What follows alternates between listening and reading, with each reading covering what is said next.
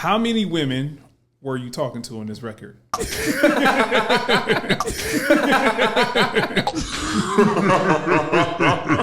Well, first off, mic etiquette. Don't ever blow in the mic. That's horrible and y'all breath stink. We have Lysol. Today we are talking to Armando. He is here to promote his new album, Sanctuary. So naturally we talk about the music, his process, and for better or worse, life that inspires the art.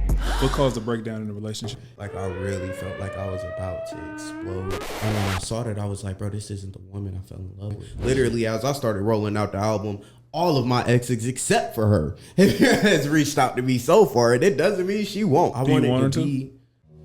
I don't know. I think I'm scared, honestly. Last time I saw her, I felt like I was going to cry. It's like, bro, I don't want you to have to step outside of my walls just because I don't want to see you.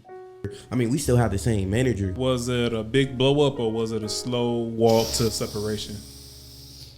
Man, you asking real questions. You know, sometimes life give you lemonade. I mean, give you lemons, you mix it with the Lipton. You know what I'm saying? All right, let's get to it. See, you heard that, niggas. Now, he heard the project, nigga. Hold on. It's already fired. Hey, we back. Well, you see, I'm not by myself. I got a guest on the couch. I am the big head host that tries not to do the most. This is the Atlanta Late Night Show. I got company with me. I got on a hand statue. We got 3 fingers up. I put it like that for the man that's next to me right here. A13 is in the building.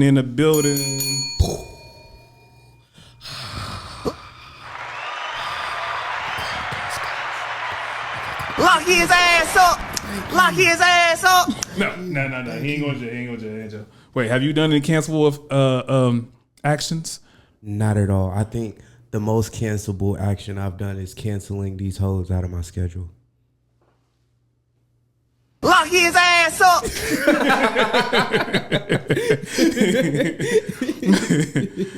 All right, so I got an exclusive pre-release version of the project you're rolling out called Sanctuary. So the first thing I want to get into, some people are into album artwork, some people are not. Just how it goes these days. Can you explain the artwork for it? For sure. At this rate, I hope you've heard the project. You know what I'm saying? And can physically see it, but if not, like, we'll put an image up beside it. But the whole idea and premises that like kind of zipped everything into my head for Sanctuary came from like the Hunchback of Notre Dame. You know what I'm saying? Okay. Specifically the scene where like she's being falsely accused and is about to be burned at the stake. In like the Disney version and the original version, she's about to be hanged. And he like swings in, grabs her, brings her to the top of the fortress and screams Sanctuary. It sat with me so strong. Like I wanted to take that moment in particular and then put it on like a blank background and have that be the album cover. And I had someone work on it, you know what I'm saying? I didn't really like it. We had a creative disagreement. He chose to step away from the project. Okay. I was just like, okay, I'm gonna figure this shit out myself. And just through me looking through different artworks about like the older versions of Hunchback, I found an art style that I liked. And I was like, okay, this is great, but let's make it black. Cause like, yeah. Okay. So I like to do artist interviews specifically talking about their music a little different from my everyday conversation. And what that means is I can't do this. I can't have the same conversation with every artist because every artist doesn't make the same type of music and everyone doesn't necessarily generate something that makes a conversation worth having. However, you have a lot of lyrics that came across and I just wrote some randomly down. So I want to talk about them. For sure. All right, so let's get into it. Moscow. Hotel Moscow. I never seen any of my ops at the bank. I have yet. To this day, I don't know where you niggas is at. I don't know. I think this is the part where you will put up the clip of where the money resides, Niggas is never over there. You know what I'm saying? I can't remember bro's name, but it is a hit record right now. Or at least in the underground of him being like, if you getting money and I'm getting money, the fuck is we beefing about? Like, I don't know how you have the time to be hating me if you're making money. You know what I'm saying? I have never run into my ops at the bank. I've seen my friends, I've seen investors, I've seen fans.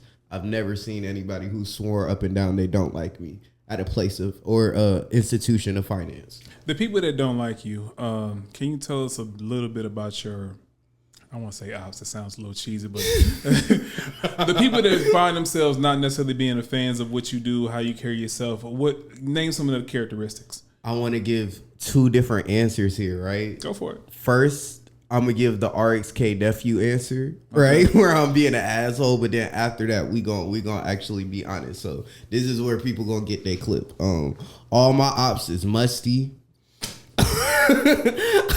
All my ops don't know how to color coordinate. All my ops is illiterate. All my ops is impoverished. All my ops are non-believers. All my ops don't like their moms. Just imagine the worst possible person. You know what I'm saying? Mm-hmm. And then take away a taste for art. You know what I'm saying? And that's what you would get in the antithesis of the Mondo hater. You know what I'm saying? Mondo hater. Okay. But giving a real answer, I feel like I know I'm a very intense person. You know, with the age that I'm turning now, I definitely feel like this year has been a year of self-actualization for me. You know, we've had plenty of conversations, and I've always had, I feel like, a level of astuteness in my answers and my retorting. But like, I don't think I'm trying to be Armando. You know what I'm saying? I just am at this point. I'm not, it's not a theory. It's not an idea. It's not something I have to prove to anyone. I've done the work. So I'm just walking and being myself. And I definitely think it's a little different as far as like if you were a Mondo hater before and you haven't got to see me now. But I definitely think there are people who will want to hold me to a past version of myself because that was more relatable to where they are. As far as like, oh, he has a problem. You know what I'm saying? He's abrasive. He's aggressive. He's whatever it is that you were able to write me off in my prepubescent age. You know what I'm saying? I definitely feel like it takes a while to be able to ingest or digest who it is that I am and what it is that I'm doing. Because I know I can offend easily without even trying to. But it's because I speak honestly. You know what I'm saying? Without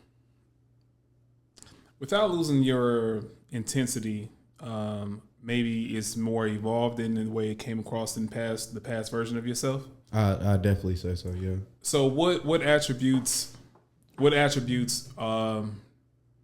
did you evolve in which you still maintain your same level of intensity? You just, I guess your delivery system or method is a little bit different. I have way more patience now. You know what I'm saying? I think a lot of times, again, you know, I compare everything to martial arts, and it's like in my mind, when you're in a fight, you have to stay calm. The man that like loses his calm in a fight is the one that's going to lose, no matter how strong the other person is, how fast or whatever. If you lose like sight of the goal and get lost in emotions, you're going to lose. You know what I'm saying? And I feel like a lot of times when I was younger, I would just be quick to retort because I wanted to let people know, hey, don't fuck with me. You know what I'm saying?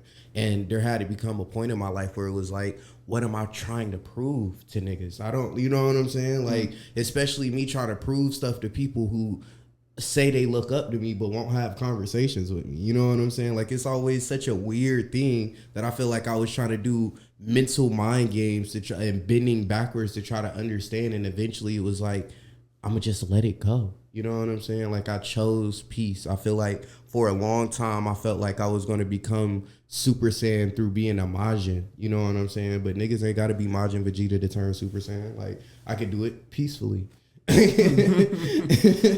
So that I feel like that's really the biggest difference is like, I have patience. I don't doubt myself. Like, I don't believe there was ever an essence of doubt in what I said before, but there was always an idea of me being open to someone meeting me and challenging what I thought. And it is still there, don't get me wrong. But like, I'm so secure in my sovereignty where it's like there's, regardless of whether or not you like me, it's not like I'm about to change. You know what I'm saying? I'm only changing for the betterment of myself. And I just don't think I've ever really put myself in the like forefront of my existence like that. It's always been about other people.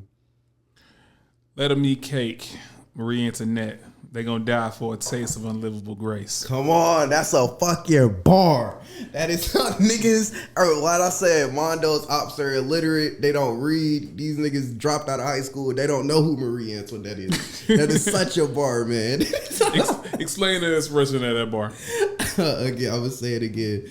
Let them eat cake, Marie Antoinette. They gonna die for a taste of unlivable grace. Mondo the Great. In history, right before the French Revolution or the Reign of Terror, as people know it, before guillotines and stuff like that, the French were actually exceptionally poor, like exceptionally impoverished. There was famine in the streets. People weren't eating. So much so that people would be on the street crying and begging for the government to give them bread. And meanwhile, while there's like literally the Hunger Games going on outside, Marie Antoinette and the other like aristocrats and high like elitists of that society were so abundant in food that she was like, let them eat cake. You know what I'm saying? Because she was able to have these things. And I definitely think like, I don't know, when I said let them eat cake, Marie Antoinette, they would die for a taste of a livable grace. Like, I feel like this so 50 Cent said it once when he was like, why he doesn't go around to certain places flashing jewelry. And it's like, before he got it, he knew he was willing to do anything to take it from a person who has it. You know what I'm saying? Yeah. And then people get in that position and forget about all the swords that's pointed at the king's head. Mm-hmm. You know what I'm saying? So it's like, no, I do understand like what I'm shooting at and also how dangerous and big of a target I'm putting on it. You get what I'm saying? Yeah. And that's why it's like Mondo the Great. Alexander the Great is one of my favorite people in existence just because he tore down Constantinople. You get what I'm saying? But like, it's not like he was a great person. We don't know that nigga as a human. We just know what he did historically. He was great in that regard. So it's like, I'm sure there's hella bad things that he did, as most niggas looking back at history as I'm learning more. But he sought out to be great. You get what I'm saying? He sought out to be great. And I just think that's like, most people would die just to have an idea of a livable grace.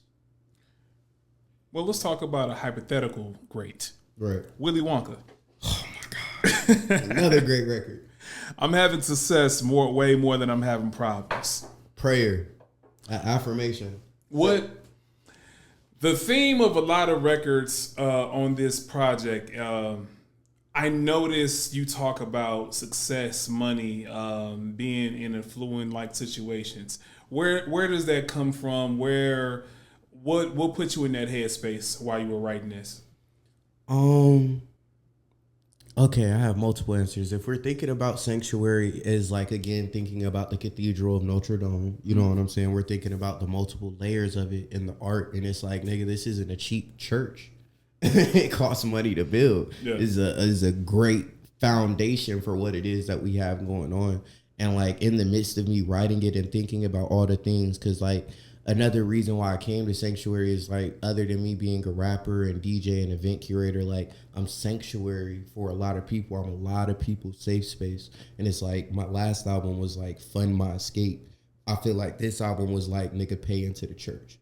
Because it was like, I understand what the goal is. Donations, tithes. But I definitely, it's also a affirmational thing, man. Like, I don't know. I've been doing this, I feel like, a decade now. You know what I'm saying? When I was like 15 years old is when like I think I first snuck out of the house from my mom and like was trying to go out and perform and stuff like that. But I've been performing and doing stuff my whole life.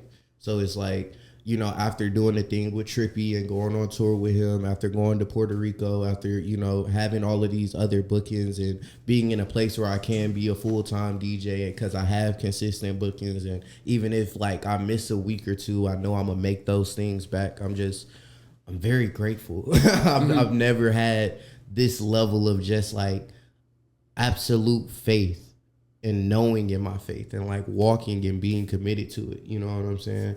And it's like, you get what you deserve. I feel like there's a lot of times I've written about like, oh, I hope my ex swallows a razor blade, and then it happens, metaphorically, but allegedly. I'm just saying there's power in what you write. You feel me? And I was like, I want to be sure that what I'm writing with this, I could actually stand with for quite some time. And I don't believe I could ever see me outgrowing the idea of being successful. Gotcha. Pressure. Hard. Shout out to Jazzy the rapper. What's her name? Jazzy the rapper. Jazzy the rapper. She killed that record, by the way. Shout out Icon. Jazzy. Yeah. How does being a DJ influence your music selection, your beat selection, and what you do? I'm so happy I got asked this question. I'm so happy. Okay, man. I'm so tired. Bro, stop with all the depressed raps, man. I'm so tired of that shit. I went out to Puerto Rico, right? And I was DJing for Sanse. It's a really big festival out there, one of my biggest gigs, period. However, I got the opportunity to perform while I was out there. I was like, bro, they already love me as a DJ. I rap out here. I could you know what I'm saying? Yeah. This could change everything. Man, I go out there. I think I do Heartbreak Foundation. They don't speak English. So I'm sitting here barring up, giving Kendrick level, Andre 3000, parable and thesis and allegories. They don't speak English. So they're looking like, I know this should be hard, I think, but I don't know for sure. Right. Even as a person that speaks English, there are people who, again, because of their literary levels, whether we want to admit it or not, they don't necessarily understand it. You get what I'm saying? Their English only goes so far. So being a person who doesn't even speak that dialect is like, what am I listening to? Yeah. And it put me in the perspective of okay, don't nobody care about how great of a rapper you are, bro. Andre said it yourself. Y'all don't want to hear me. Y'all just want to dance. And through me DJing, I feel like I got more in tune with myself than ever. Cause I'm way more than just a rapper. Right. And my sound is so much more than that. And there's so many other ways of me influencing that. But one of my favorite genres to spin is Jersey Club. You know what I'm saying? Or Baltimore Club. Yeah. Or Atlanta bass. If you come to one of my sets, you're going to hear that. You know what I'm saying? And as a DJ, I've never been able to DJ my own music until now. But that was always the goal, is dang, I wish I could mix my raps, but I'm sitting here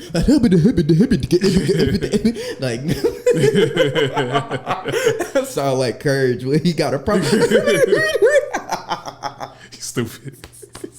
But after that, I was just I want to make good music. I want to make stuff that's fun. I want people to actually be able to stream this. I don't want people to come up to me and be like, oh, I heard this line from you. Mm-hmm. You know what I'm saying? Oh, this line. I've had people say they want to tattoo lines from me.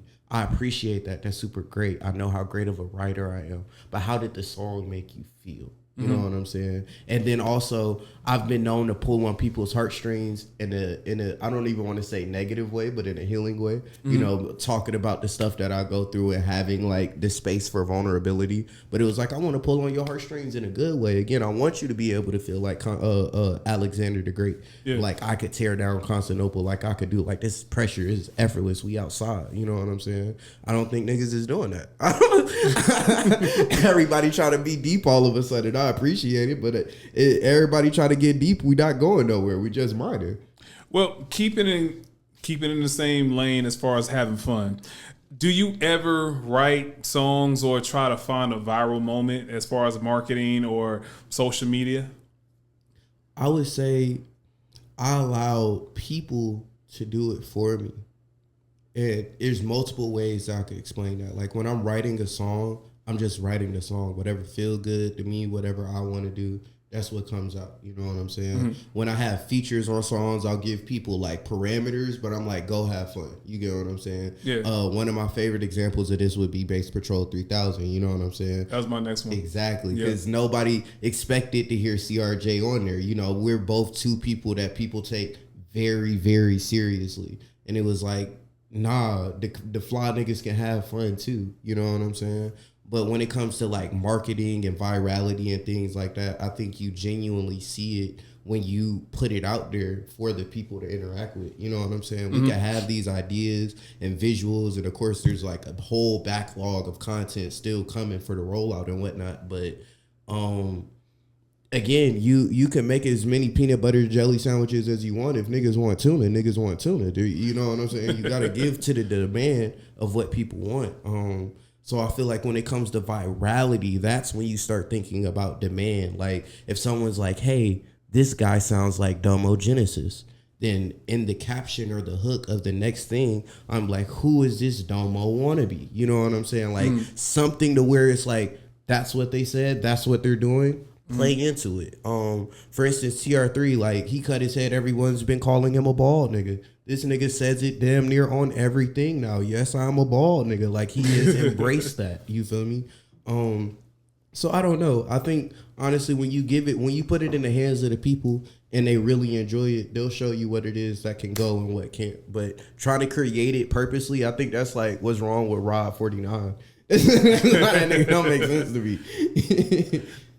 So going back, I'm glad you said him because he had one of those records that had just a viral tag, and then it's like sometimes the virality part of a hook of a TikTok sound, Instagram sound, it can have more legs than the actual record sometimes. Right. But I will say this, knowing from listening from your past projects and music that you've put out, I was pleasantly surprised, and when I heard certain sonics, I was like, okay, he's doing something different here. Bass Patrol has that hook, and I'm like, I did not see him doing this. And now you sitting here with a bad bitch. Where they at? We outside. I guess you're dropping it right on time. All right, so when you're talking about that, we talk about Willy Wonka, Pressure, the sonics of those different things.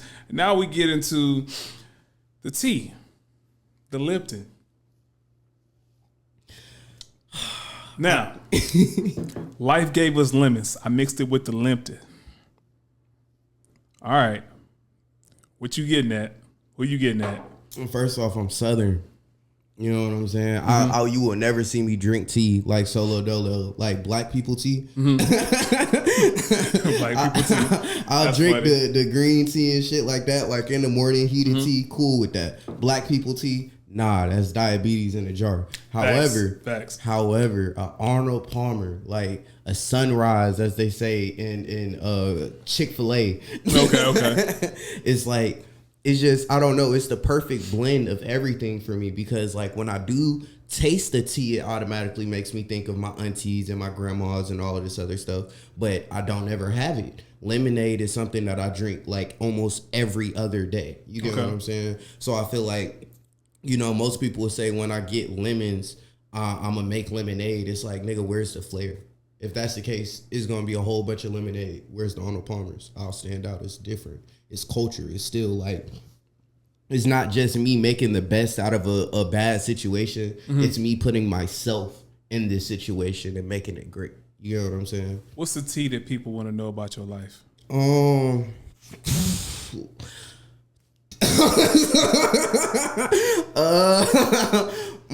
There's so many different things. I feel like we have the time. We have the time. Okay.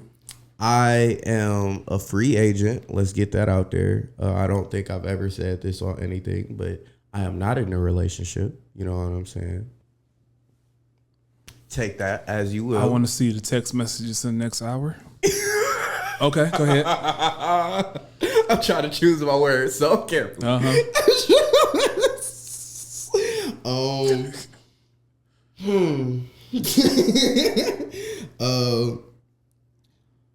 I feel like a lot of people assume I don't like them, and the tea is that they're absolutely correct. However, it doesn't mean that I won't like them. People, as in just general humans, or are we talking about a specific gender? Well, it could never be gender neutral. With that sidebar, I hate when niggas get mics in front of them and then they just be like, you know what? I'm just going to generalize a whole side of humanity. Like, no, nigga, this is the worst time to do that. But You know, I love women. I'd rather be surrounded by women than niggas any day. Okay. But I'm just saying in general, like I feel like whether it's niggas, whether it's women, if you are not a sovereign being, and I mean that in knowing who you are, being secure in who you are, and being able to stand on who you are, I'm going to challenge you. You know what I'm saying? And you might get offended by that. You might cower at that, or you either going to bark out and try to quell my flame. It's not something that's going to happen. And like, because I stand so much in my either get down or lay down, I think niggas assume that like I don't like them. But like the truth is I never thought about niggas. I'm not at home ranking opinions on niggas. I'm trying to figure out how to make this shit happen. Okay. And I think that's like the biggest thing with Lipton was just like me being like, so honestly, I'm way too busy for your animosity. I'm out the way. Like, I don't understand how you have the time at our big age to be worried about another nigga and you're broke. Poverty isn't going to stop just because you got gossip. You know what I'm saying? Bills ain't paid with tea. It don't make sense. So, you know, clock that shit. All right. Your shorty would trick on me with a happy face. Yes, gave her love and other drugs and Antoinette to a Hathaway. Ugh. Explain that bar. Okay, so first off, it's a bar. What he said was, go ahead. It's a bar, first off. You know what I'm saying? Best believe your shorty a trick on me with a happy face. Like, first off, gorgeous. You know what I'm saying? Don't get it confused. I feel like when it comes to how I've discovered my version of masculinity, you know what I'm saying, or what masculinity even means to me, what it means to be a man outside of like the heteronormative standard of what it means to be a hegemonic like black man. You get what I'm saying? So it's like, you know, taking the fact that I have a queer best friend, you get what I'm saying? Taking the fact that I was raised by women my whole life, I do feel like there's a certain level of divinity and femininity that I'm aware of that most men aren't, you know what I'm saying? However, it's like, don't look at me and think for any reason that this is something that is soft or fuck-wittable, you know what I'm saying? And I think that was the thing that I pushed for so long is like, nigga, realize that you can't fuck with me. And it's like, bro, why you so worried about trying to fuck with me and throw me off of what I'm doing? Your woman would happily spend her last on me. You know, with a happy face, you know what I'm saying? Gave her love and other drugs. That's a Anne Hathaway movie. You get what I'm saying? That's Antoinette to a Hathaway. And I was my first girlfriend, because I've had a girlfriend since like pre-K kindergarten, right? But I think she was like elementary school girlfriend. Okay. Was like my first bully, and her name was Antoinette. Like she was. Again, you could tell I was in the South Side. I was in the hood. Some ratchet ass girl named Antoinette. I was talking about, bro. She wrote on the back of my school uniform saying Antoinette's property. My mom wanted to kill this little girl so bad. But for me, it was just like, okay. Again, like I said, I'm not just gonna make the best out of a bad situation. I'm gonna put myself in it. Like I'm actively telling you my story through it. And it's like, best believe your shawty a trick on me with a happy face. I could give her love and other drugs and turn her from an Antoinette to an Anne Hathaway. Yeah. Oh, like, nigga, that's crazy. That's crazy. That's a real evolution. I done had her step like 5 ways up the Pokey Index. Still, I pray for they pimping. I pray for they pivot because they in the same position. Hope they can break their limits. Talk to me. I'm talking to niggas. Yeah. That's just, I said, might be some Mason faces because some niggas forgot the mission. You know what I'm saying? And still I pray for they pimping. Still I pray for they pivot because they in the same position. I pray they could break their limits. Like, I think one of the best things that you could do in this lifetime is choose not to be bitter. Shit is gonna happen. You know what I'm saying? As a person that's had to like take some Rocky Balboa, like I'm talking about Andre 3,000 elbows to the face. Like I done had to take it just straight to the chin. You know what I'm saying? my biggest strength is that I didn't let me become bitter. Like, I'm still happy. I'm still at peace. If anything, I'm shining brighter than I ever have. And like, for the enemy, that shit confuses them. And then for the people that I still wanted to be here, because it's like the best revenge is me doing exactly what I told you I was going to do. But you're not here anymore. You get what I'm saying? You're watching it from there. And that's not me like trying to throw you under the bus or make you feel bad, because my love for you hasn't changed. My boundaries has, and I can't allow you to be that close to me because you forgot the mission. You showed me you were compromisable. But that doesn't mean that like I don't still want you to win. I don't still want your family to be happy, that I don't want your mother to have a long life, that I hope your grandchildren don't know poverty. Like, I still want niggas to win. However, because of their own limitations, whether it be ego, trauma, whatever the fuck, that ain't Mondo, that's stopping them from being great. You get what I'm saying? Or finishing the mission. It's just like, I pray they break it. I really do. I pray not only that I pray for they pimping, I pray for they pivot. I pray that they able to break their limits, because they are still currently in the same position when I found niggas. Shout out to my critics. I can smile in their face, knowing my grace is how I make it was what makes a living. I can smile at the bank knowing Chase don't accept opinions. Talk about it. I've never seen any of my ops at the bank. You see all of that all ties into itself, man. All of our ops are impoverished. They're bitter. You know what I'm saying? They don't like good food. You know what I'm saying? They don't season. Like, it just don't make sense. But I had to realize and accept at a point that anytime that I've made a large sum of money or had a large sum of success or made a large step in my career, none of these niggas who are quote unquote hating me, don't like me, or I want to be around or whatever, got me that. You know what I'm saying? Like, can't now one of the niggas that wanted me to stop doing the 13 night lights say that they were the reason I got booked to DJ for Trippie Redd. Okay. You know what I'm saying? Can't now one of the niggas that said that, why is Armando rapping the way he is, you get what I'm saying, say that they the reason I got booked to do Controllerize and I'm headlining on my birthday. You know what I'm saying? Like, all of my biggest accomplishments, even me going to Puerto Rico, nigga was DJing that took me to Puerto Rico, not rapping, bro. Once I sat with that, I promise you, like, once that hit me, that moment and that thought, when I got on that plane and landed somewhere outside of Atlanta, and I was like, bro, I've said 5,000, 6,000, 10,000 words, MLA format essays for niggas. It didn't get me out of my hood.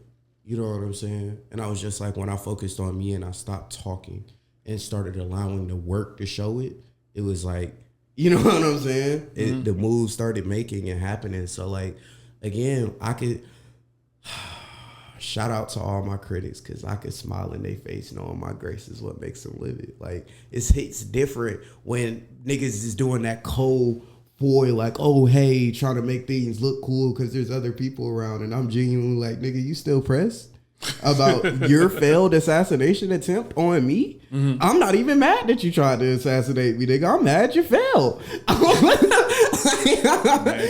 That's crazy. Try again, you know what I'm saying? But like, I'm also happy for you, because it's like, at least you really tried to do something you wanted to do. You really wanted me to fail, and you tried, but you failed at that too. So I really hope, again, I pray for your pivot. I pray for your position. I pray that you could break your limits, whatever it is that's keeping you where you at. And like, that isn't me saying that to sound good or to like be like higher than thou. I genuinely pray to niggas, like not just like to them, but like for them. Like, when I'm speaking to them, I'm pouring into them and praying for them. It's like, I've said it 1,000 times. There's nothing more that can be said. So it's like, I'ma just smile now. Cool. Okay. The proof is in the pudding. Well, since you're smiling, let's talk about relationships. Fuck. You had to know it was coming. I did. Okay. All right. Okay. All right. Let me preface this before I get into it. No.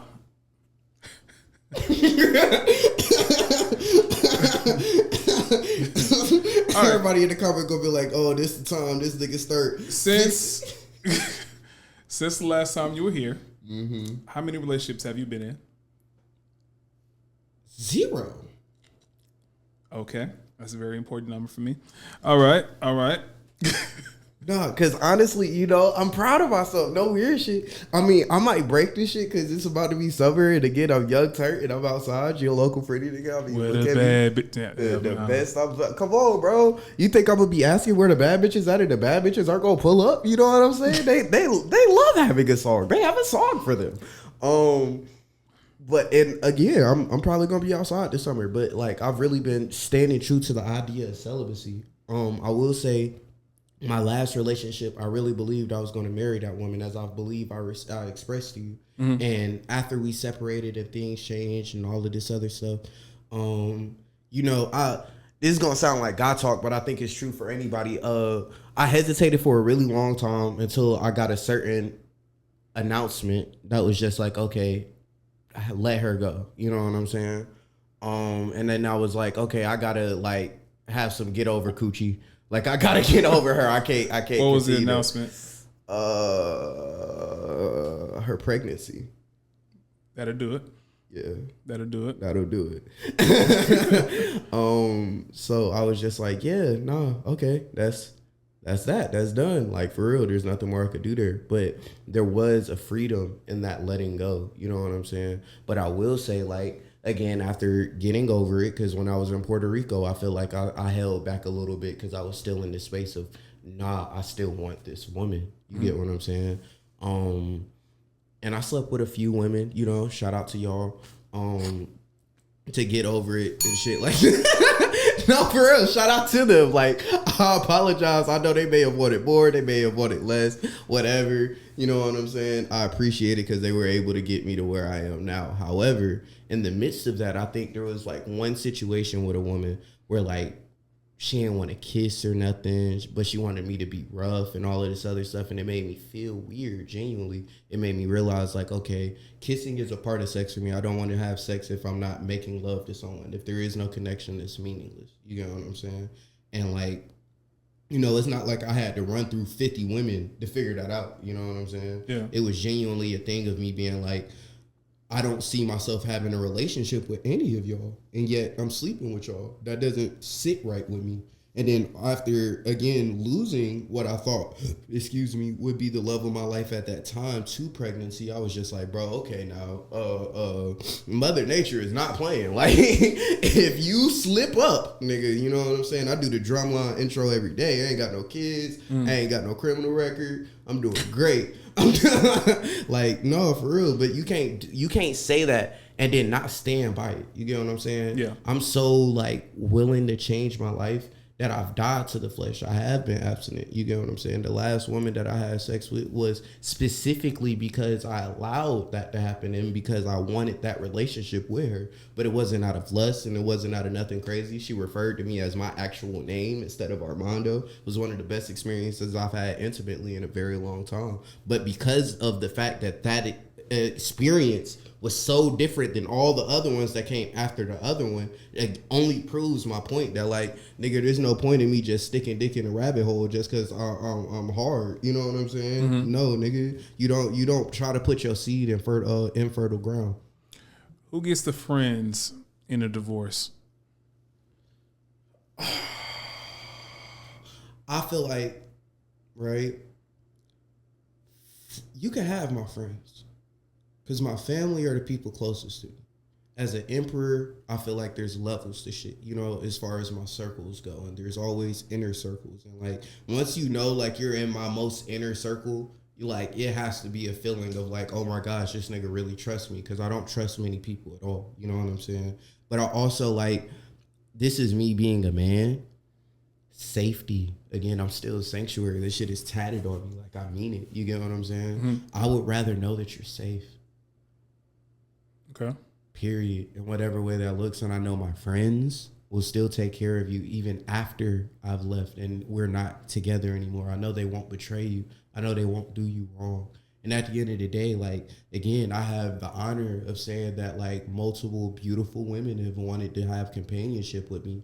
But just because we didn't work out doesn't mean that they don't deserve grace or they don't deserve a safe space.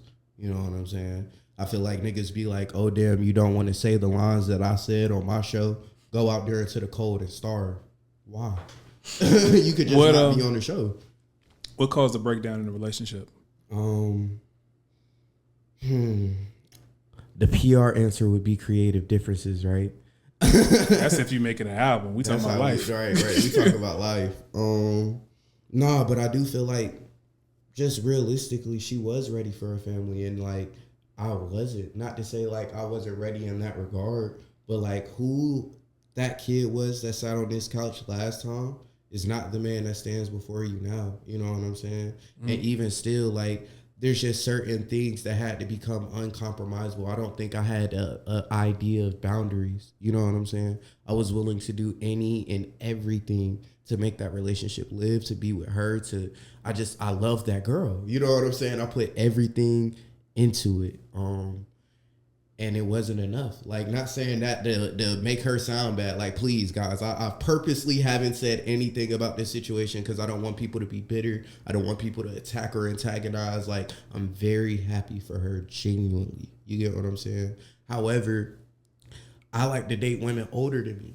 You know what I'm saying? And like, there's definitely a time where it's like, okay, nah, you want some grown woman shit. I'm not there. I'm not. You know what I'm saying? And that's without going into other things like families not liking each other and money and shit like that. And it's just, I don't know. I also, again, I don't think I really knew what I wanted out of a woman at that point. I just knew I wanted her. You get what I'm saying? Mm-hmm. And it was like after everything fell apart is where I was able to come with a certain like, okay, boom, I do deserve to have standards. I do deserve to have things that I'm like, okay, these are my non-negotiables. You know what I'm saying? I refuse to be in a relationship with another person and I feel unprotected. You know what I'm saying? Yeah. Because I'm willing to go to hell and back for you. If you're not willing to at least stomp on a fire, something like, please, or the idea of how compromisable you are, not being able to meet in the middle, but like, are you sovereign in your brain? Yes, allow thoughts to come in and filtrate and think, but don't allow the thoughts of others and the criticism and opinions to others to become your thoughts and your reality. You know? Was it a big blow up or was it a slow walk to separation? Fuck, man. You asking real questions. So, not to go too crazy, but I feel like the big blow up came after her birthday. I did a lot of stuff for her birthday. But me and her dad didn't necessarily see eye to eye, and there was a disagreement that occurred. And like, I think he didn't like your bars? You know, I feel like that nigga knew I was cold. You know, I feel like that I've never heard that nigga say anything about my music. And I feel like when I hear niggas that don't like those type of rappers, yeah, you know what I'm saying, and they've heard me rap to that caliber, it's like, you know I'm cold, bro. You know what I'm saying? It's when you trying to Jones somebody, you're not going to be like, damn, you handsome nigga with holes in your socks. Like, it fucks it up, right? But no, I just think maybe I reminded him of himself. You get what I'm saying? And the idea of like a young man that had a bunch of ideas but didn't have the vision. You get what I'm saying? Or like the real life application and know how to do it. And again, you know, being flippy with the mouth, I don't bite my tongue for anybody. You know what I'm saying? And I definitely feel like there's certain things, you know what I'm saying, even off camera that I would tell you, just like on some personal shit, but it's just like words were flipped in certain ways, you know what I'm saying? I was told not to tell her about a conversation me and him had. I did tell her about it. He brings up this conversation a whole year later, and the narrative is completely different. Why did you share the conversation?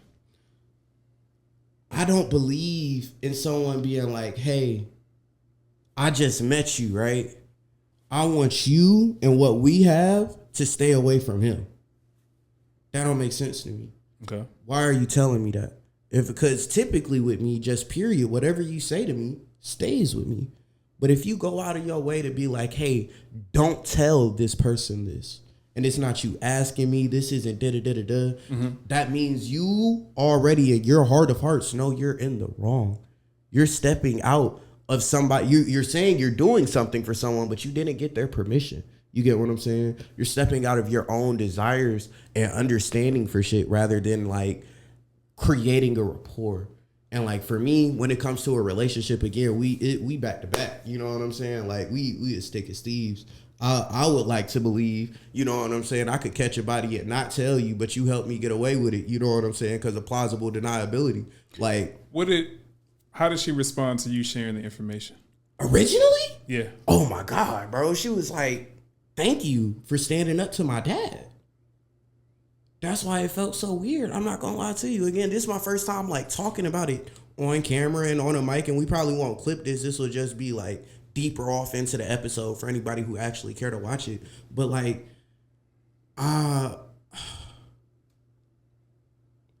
she said no man had ever stood up to her dad in that regard.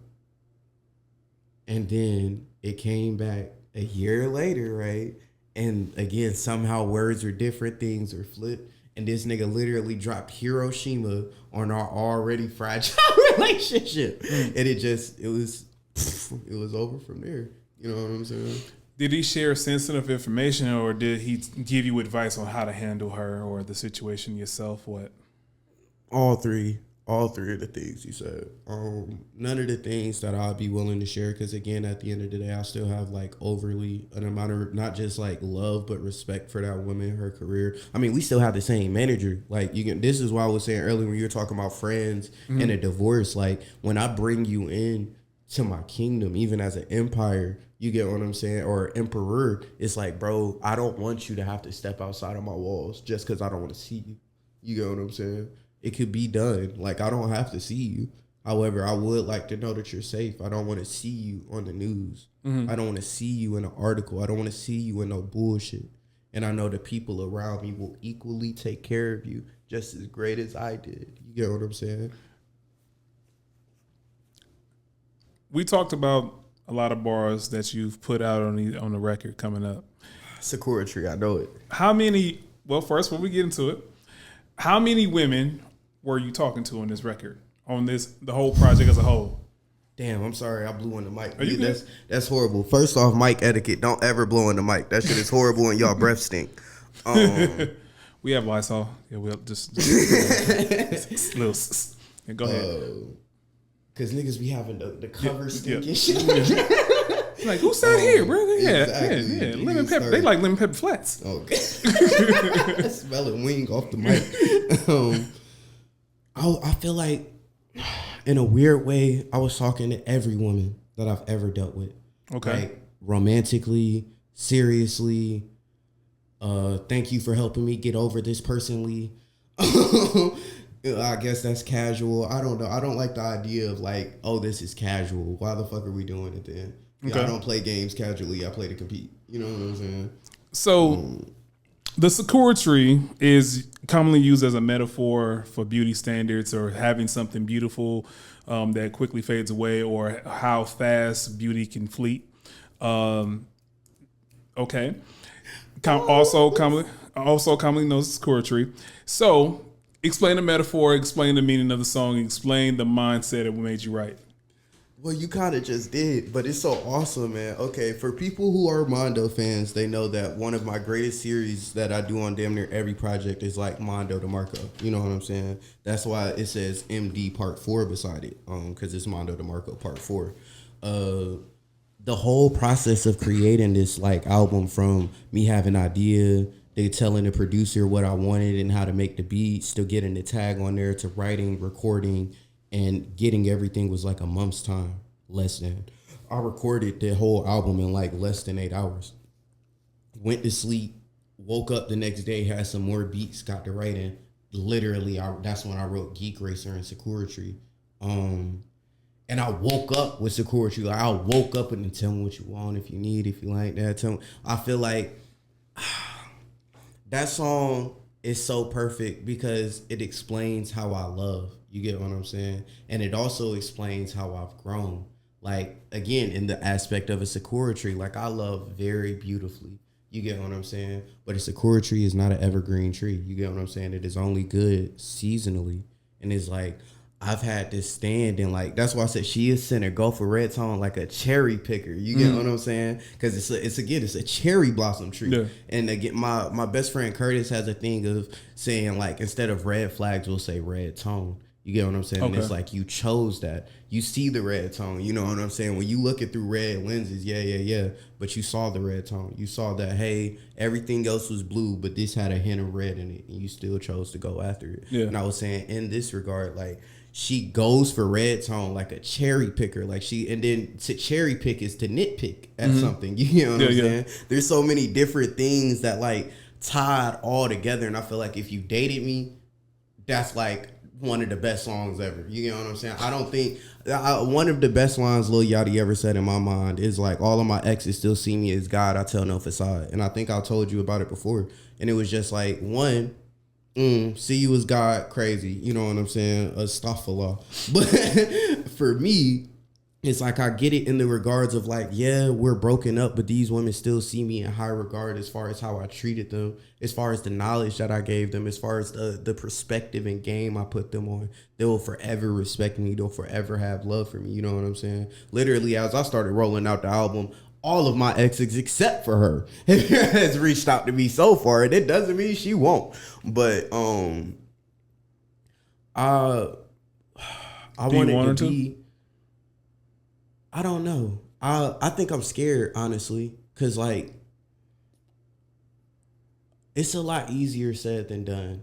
The idea of like, I want you to win. I want to be happy for you. I want to congratulate you. Versus seeing it. Versus seeing you in person. Well, last time I saw her, I felt like I was going to cry. Like I really felt like I was about to explode. There were a whole many insecure thoughts and moments and things. But like, I feel like I've grown since then. I know she's a different woman since then. Like, I think she's cut her hair. And when I saw that, I was like, bro, this isn't the woman I fell in love with. Like, she's different. She's a different person now.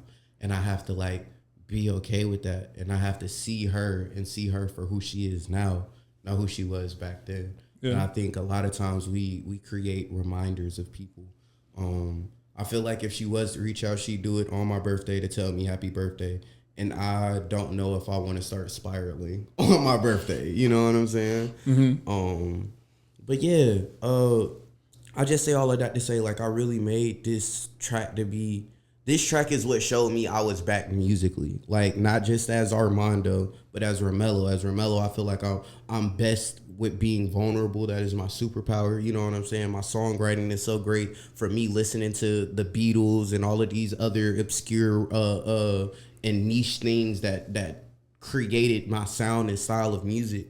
And I just, again, man, I really love that song. Like, I don't feel like on the whole project that I wasted a breath or a beat, but I feel like in that song in particular, like there was a wasted second.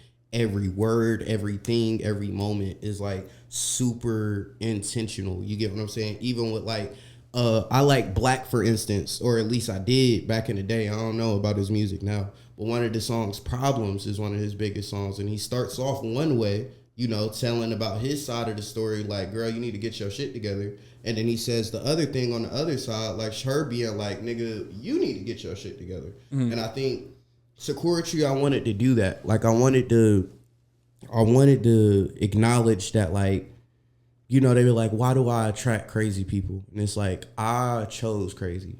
I like cherry blossoms. I be going for red tone. I be cherry picking myself. You get what I'm saying? And it's like also being a nigga and doing the stuff that people want to hear and the stuff that's healing for me and being like, she's a cherry picker. You seen these like red flags and red tones and stuff in me. And if anything, you wanted to highlight these more than you wanted to highlight the other aspect ratios of my character. Yeah, man. I really let it. Like, I think there's a line on there where I was like, she got a knack for not playing her part. She used a mattress as canvas for art. Mm-hmm. You know what I'm saying? Yeah. And it's like, I think there's so many ways that you can make excuses. You know what I'm saying? And there's so many ways that you can show up. I've seen consistently in multiple women that I've dated, them only show up for me in a sexual or romantic manner. But also when it came to me being like, hey, I need you as a person, they weren't there. You know what I'm saying? Like, to be real about the last situation, I really like, it put a sour taste in my mouth because I was right down the street from her house DJing an event when I got back from Puerto Rico. It was a house party. They shot that shit up while I was there. I had all of my equipment in there and shit like that. My brother literally drove from like 15, 20 minutes away, cop cars and all of that to make sure that I got home safe. I was less than 3 minutes away from her house. I mean, just after the breakup though, right? Yeah, but I feel like, for me at least, if I hear that you're in trouble, you know what I'm saying? It isn't a thing of like... She's not here, so I'll throw this out here. Mm-hmm. If she has a new situation, that's disrespectful. That's disrespectful. No, and I don't think at that point it was that, but that's what made me realize. If you were her man, are you gonna let your woman go save her ex?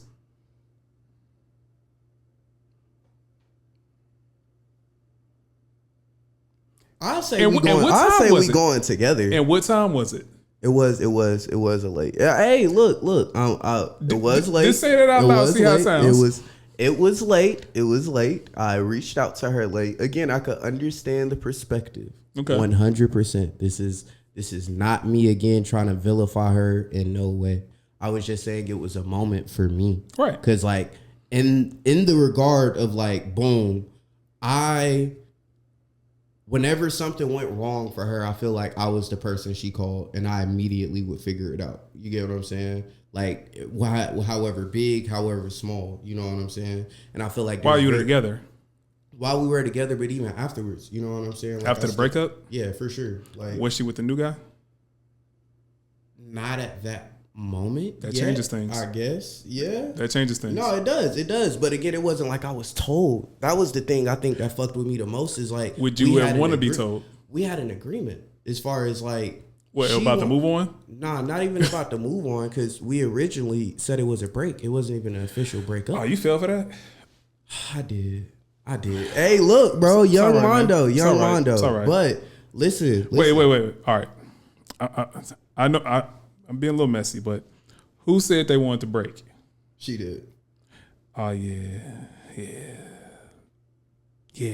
All right. All right. Yeah, no. Yeah. So I'm trying to make sure I say this right. All to the chin, bro. I already know. I to the chin. I promise you. Right. And I had to look. Everything that you're sitting with, I had to sit with in silence. I'm not gonna say that. And then imagine again my way of finding out that like things are like permanently different is my manager sitting me down and being like, "Hey, bro, she's very pregnant, nigga." What's a little pregnant?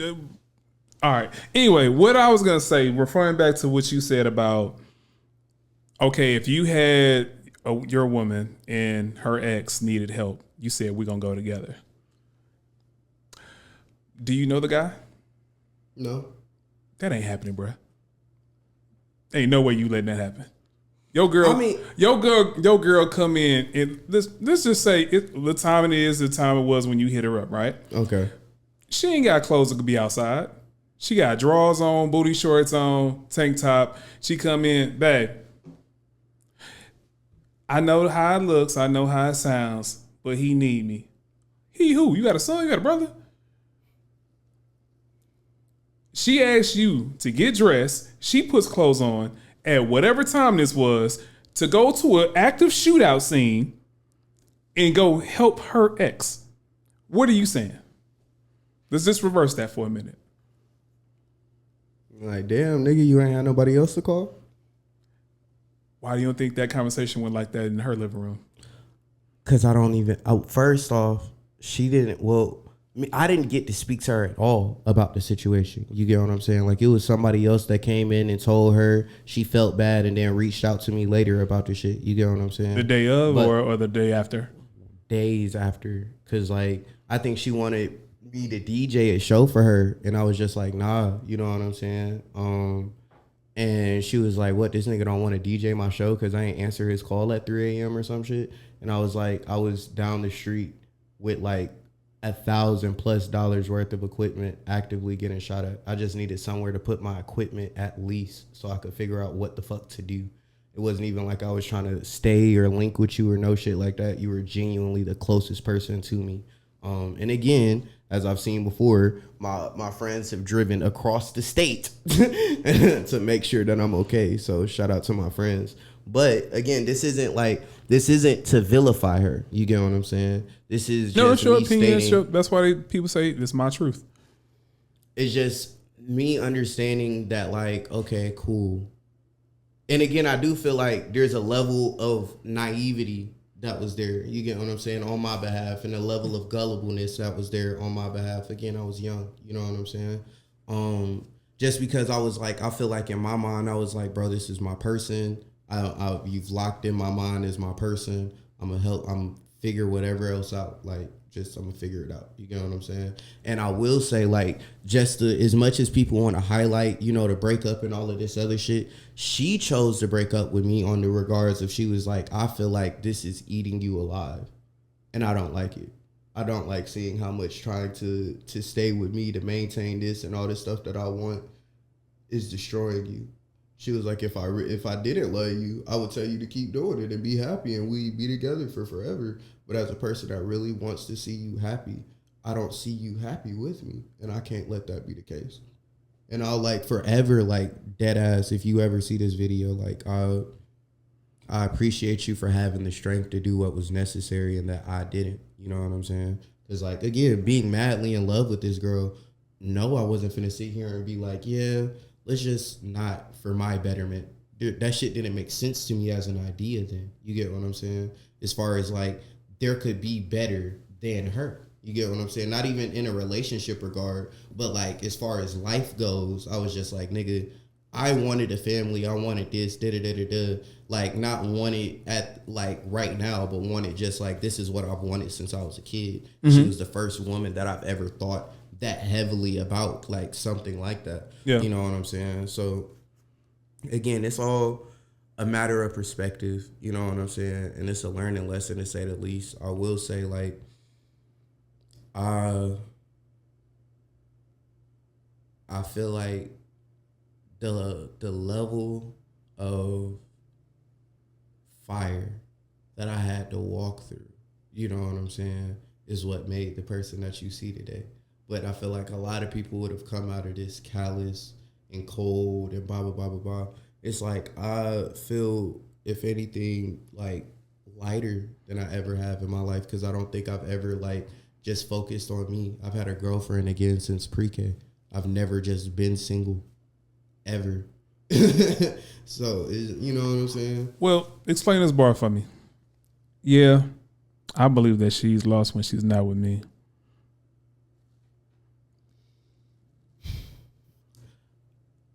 Not about her. Okay. But nah, there is women in my life and in my exes that, like, when I talk to them, they seem enlightened to a certain degree talking to me. Like, it seems like their vernacular, their speech, how they express themselves, all of these things are exceptionally efficient. You know what I'm saying? And when I'm not, I come back to, like, oh yeah, I'm pregnant, but this nigga done beat on me, so I'm not with him. I'm still with my mom's. The car situation not the best. I don't got a job. We eating McDonald's. Like, it's like, damn, you know what I'm saying? I feel bad to a certain degree because, again, I still care about you. Not in the regard of, like, oh, I love you and I want to marry you and shit like this, but you're still a woman that I cared for at one point. And never would I want to see a woman I care for struggle. Yeah. You know what I'm saying? That just doesn't sit well with my spirit, especially on the regard of, like, children and shit like that. Mm-hmm. Like, there's exes that owe me money that I'll never ask for just because it's like, girl, you're a mother. I don't care. You know what I'm saying?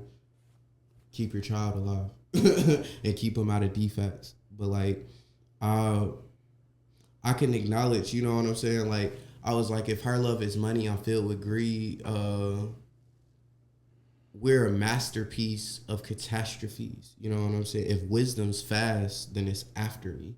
And it was just like, there's a lot of dumb decisions that I've made in the pursuit of love. You know what I'm saying? Being like, because I was able to fulfill, I think, what they call that hero or savior complex in the eyes of other people. You know what I'm saying? Being able to show up during their crisis moments and shit like that. And it's like, of course, in a crisis, you'll look at anybody that's holding up the building as Superman. But then once you get out of that shit, it's like, bro, why are you here holding up the building? I never asked you to do that. You know what I'm saying? And I have to be aware, just like I said with the black thing, and take accountability for like how much I choose to allow shit to happen. Even with the situation with Shawty,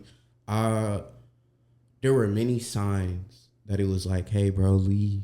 I even, funny enough, I hope one day we're cool enough to just laugh and have a conversation. Cause I remember I tried to break up super early in the relationship. Cause I foresaw, I was like, nah, I don't think this is gonna work out realistically. You got this, blah, blah, blah, blah, blah. And she was like, you're running away. You're not da-da-da-da-da. You know what I'm saying? And then later it became something completely different, but exactly what I said. So I just, you know what I'm saying? I can acknowledge, like, I chose to stay in certain areas. I chose to deal with, I chose to allow things to. The red tones, as you say. The red tones. I chose the red tones, for sure. I got the life of a shark and the mind of a star. And life to the dark with a scar on my heart. Explain. Oh my gosh. First of all, what type of shark are you? Because I did some digging. So a gray white has a lifespan of 30 to 70 years. A tiger shark 20 to 50. Hammerhead 20 to 30. Whale shark 70 to 100 years, and a Greenland shark 250 to 400 years of life. Which kind of shark are you? Megalodon. Gotcha. Mondolodon. The big ass shark at the bottom of the ocean looking up at your ass. Okay. The reason why niggas scared of water. But nah, I say I have the life of a shark. You know, sharking in modern times is like dating or getting on the girls, blah, blah, blah, blah, blah. I feel like a lot of times I've had women accuse me of being fast, even like in relationships and friendships I have now, just because I'm always around pretty women and always doing shit. And it's like, I do have the life of the shark. I'm surrounded by like people who to me could be prey. I could eat them, you know what I'm saying? Or people that would be a part of my gang if I chose to. But it's like I choose to have a mind of a star. Like it's like I'm, again, the megalodon, but I'm thinking like, bro, how do I get to space? Like, yeah, I'm the biggest thing in the ocean. That's awesome. How do I get to space? You get what I'm saying? And it's like, I don't know. I feel like with the life that I live, most people would have become very callous, to say the least. You know what I'm saying? It would have become very ruthless. But I choose again to be light and to like be positive about certain things. And it was like bringing life to the dark with a scar on my heart. Like it's like anything that's done in the dark will come to the light, regardless of how niggas feel about it. You know what I'm saying? And it's like there's a certain level, I feel like, of darkness, and darkness in the aspect of shadow, like covering up things as far as like in our communities and in our world. You know what I'm saying? Because people aren't addressing stuff. There's so many things being said, you know what I'm saying? And it's like, I can use my platform, I can use my influence, I can use this sanctuary to be something that stands for something bigger than me, you know what I'm saying? And it's like, how do I introduce myself? What is my testimonial? I'm a person that could be a shark, but I desire to be a star, bringing life to the dark. Anything that I see that needs to be focused, that I need to highlight even within myself, I will. With a scar on my heart, because like, yeah, bro, to love is a revolutionary act, period. It is, especially in the times of war that we're in now. To love or to be loving, to be gracious is a revolutionary act. We'll be right back with Armando.